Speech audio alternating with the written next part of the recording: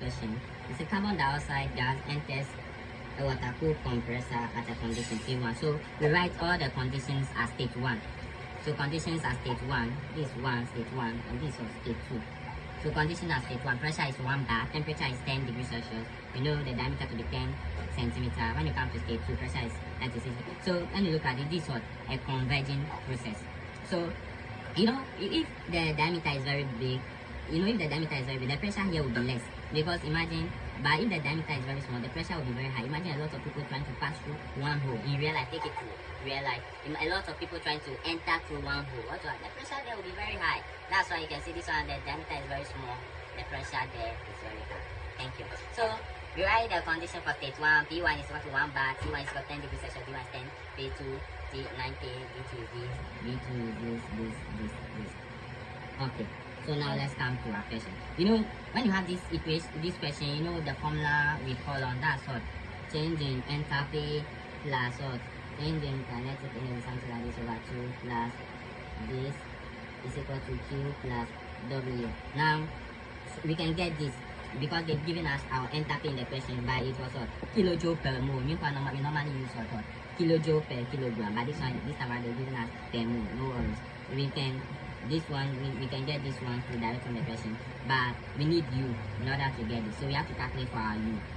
And how do you get your U? This is what we are coming to do. So you know they are all going to have the same mass flow rate. In this case, they've not given us mass flow rate, but they've given us what one of them their U, which is what U1, and we have to calculate for U2. Okay. So we know U1 already. The only thing we need is what U2. And no mass flow rate. They are all going to have the same mass flow rate. The mass flow rate of 1 is going to be the same mass flow rate for 2. So U1 times A1 over V1 is equal to U2 times A2 over V2. And you know, here someone can just go around and calculate the area before substituting it, and but this ratio we are comparing something. So I don't think that stress is needed now. So we know area is equal to what pi d squared. That means area is directly proportional to what d squared. So instead of putting A1, this because they are all having the same unit, instead of putting A1, you can replace the A with what d squared. So here we'll be having U1 d1 square, U2 d2 square over d1 d2, something like that. So this is what the equation we'll be using. But if you want to calculate the area, find it. Okay, so here we are looking for U2. So what we have to do is what?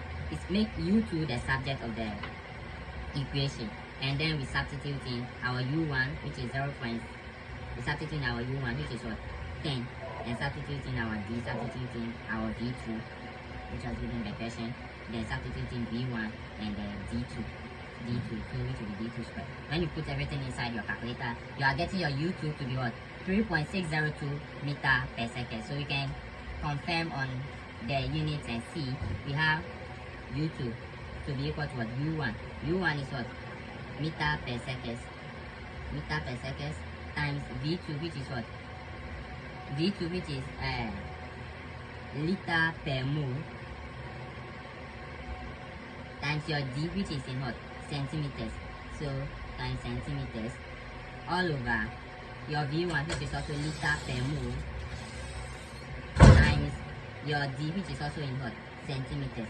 Liter per mole will cancel liter per mole, centimeter will cancel centimeter. You'll be left with what meter per second. Someone will say this thing is in centimeters, so you have to convert it to meters before before calculating for U2. Someone will also trying to convert liter per mole into something. No, they are going to cancel out, so you can check out for that. Since it's a comparison, everything here is going to cancel out. Since they are in the same unit, there's no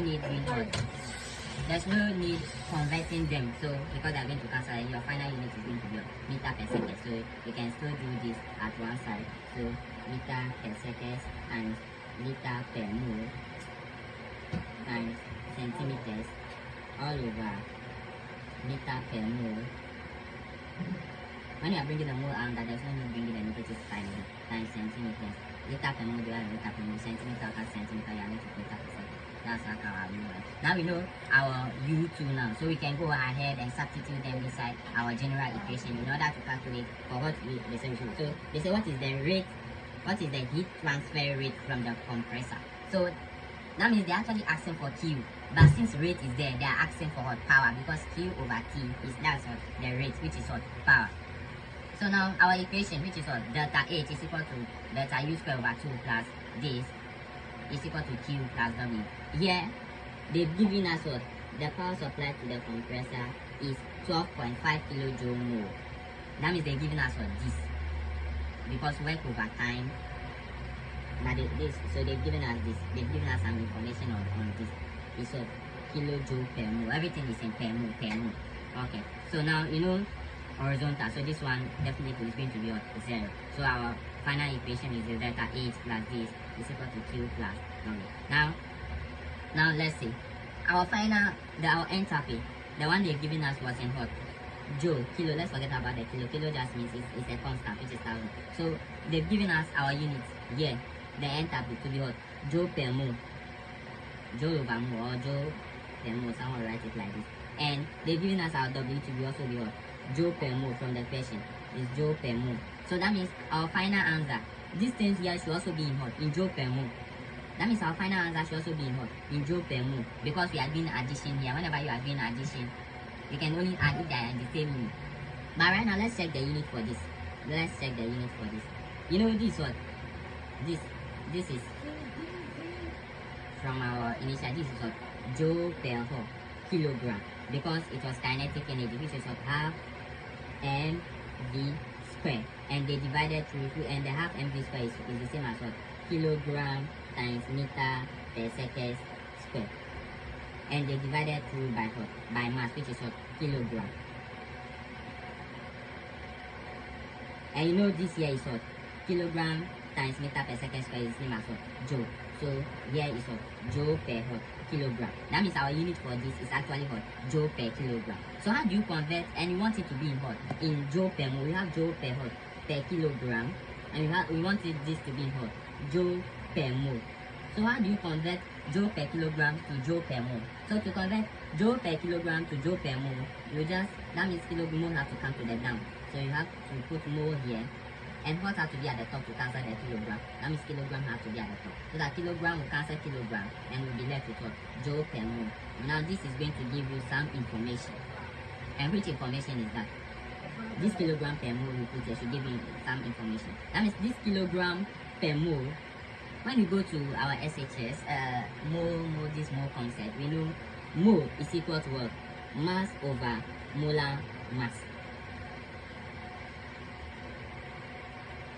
And molar mass is equal to mass over mole. And what is the unit for mass? It's kilogram. And what is the unit for mole? It's the same as mole. So actually this kilogram per mole is actually meaning what? That means simple, we need to use what? Molar mass. So you have to multiply everything here by what? By the molar mass. And what is the molar mass? From the question they say carbon dioxide gas. And what is the molar mass for carbon dioxide gas? Carbon dioxide gas is made of this carbon and oxygen, CO2. The molar mass for carbon is what? Is 14. And the molar mass for oxygen is 16 by its times 2. So 14 plus 16 times 2, which is what? Molar mass for carbon is actually 12. So 16 times 2 is 32. 12 plus 32 is 44 gram per mole. But we want it in kilogram per mole. And how do you convert what? Gram per mole to kilogram per mole? You just multiply or divide by 1000 or multiply by 10 exponentially. So 44 gram per mole divided by 1000 will be equal to what? 44 times 10 exponent negative 3 kilogram per mole. So I will just come and put it here. Okay, that's it. So the next thing is I have this. This is in K kilo, and K is here too. So I can choose to divide through by what? By K. So let me just simplify this. I'll simplify this and I've gotten this. And the next thing is to divide through by K and simplify and make Q the subject. When you do that, you are going to get your answer to be negative 10431.91 joule per mole, because this is in joule per mole. So your answer should be in joule per mole. So I divided by 1000. That's why I bring K here so that I will get a smaller. So negative 10.43 kilojoule per mole. Okay, that's mine. That's our Q. That's our heat dissipation, but not rate of heat dissipation. It's only rate when you divide by time. So we have joule over what? Mole. We have joule over mole. This is the unit, but we want what? Joule per seconds. this is what we want, joule per second, because they say we should calculate the rate of heat dissipation, which is what? Power. So we want joule per second. How do you convert joule per mole to joule per second? Simply means you should multiply by what? Mole is here, mole is here. So you want seconds to be at the time, so you should multiply it by seconds, mole per second, mole per second. So that mole will cancel mole and will be left with a joule per second. This mole per second, where can we get this mole per second? And from the question, you can see,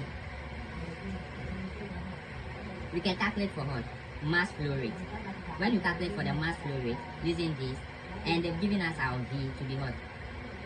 So let's calculate for, we can get this mole per second here. We know our mass flow rate to be equal to U times A over V. But do you know our V? Our V is in what? Our V given to us in the question is what? Is in liters per mole. Liters per mole. So we can substitute in everything here. So we know our U to be 10. When you want to take the terms of state 1, take everything from state 1. When you want to use the U from state 2, that means you must use the V2 and use the A2, something like that. So you have to first calculate for the area first. I'm using things from state 1. So I can calculate for the area, which is what? Pi times D squared over 4 times 10 divided by 10 to 3. So now let's work out in the unit and see what we are going to get for the mass flow. The 10 is what? Is in meter per second times the area, which is going to be what? Meter squared, all divided by this one. The 23.4 is in what? Is in liter per mole. Liter divided by mole. And normally we want volume to be in what? We want volume to be in meter cube, so that it will be in their standard unit. So how do you convert liter into what? Into meter cube. You divide through by what? 10 exponent 3 or 1000. So you divide through by 1000. What else again? So now we can just simplify the unit. This is going to be what? Meter per mole. And we are converting it to 1 liter. 1 liter is equal to what? 1000 meter cube. Let me rewrite this. So now we want to convert. So we have the unit for the to be meter per second times the area, which is what? Meter squared, all into bracket, divided by, let me change the division sign to this, divided by the unit for the volume is what? Liter per mole, but we don't want it in liters. So 1 liter will be the same as what? 1000 meter cube. 1000 meter cube.